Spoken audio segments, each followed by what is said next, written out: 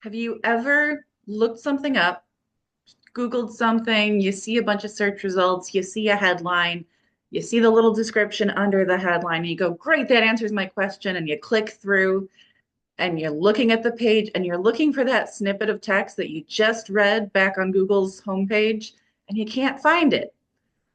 I was just talking about this with someone earlier this week, another marketer, how we use, as users, we look for that information because it's like, well, I just saw it under the headline. Why is it not here on the page?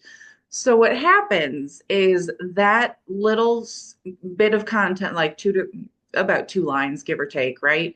That shows up under the headline. That is a meta description. That is a little bit of code with a little bit of text in it that we, as the SEO professional, as the editor of the website, whoever is in control of that, we put a little description there. We want to make sure it has our target keyword in there, maybe another keyword if we can get it in there.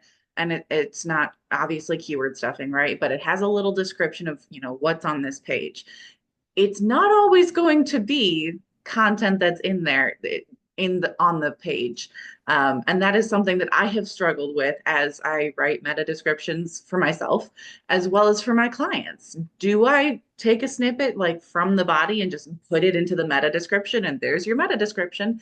As long as it has a keyword, it should be good. Google, for whatever reason, recommends that you put a separate piece of content in there, separate from what's already on the page. So as a user, if you are looking for something and you see that little bit of text and then you're looking for that text actually on the page and you can't find it, that is why. And I know that for myself, I sometimes will just like take a little bit of text from the page and slap it on there. So again, as long as it has the target keyword in there. So that is something to consider from the SEO perspective, but also from the user perspective, because we don't want to confuse our users. Confused users tend to just click away when they're online. So don't confuse people.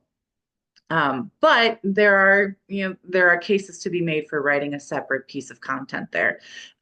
If you do not create a meta description, and sometimes even if you do create a meta description, Google will pull a snippet from somewhere on your page and put that up as the meta description. Whether or not it will be the piece of content that you really want under your headline is up for debate, and it varies. Results may vary.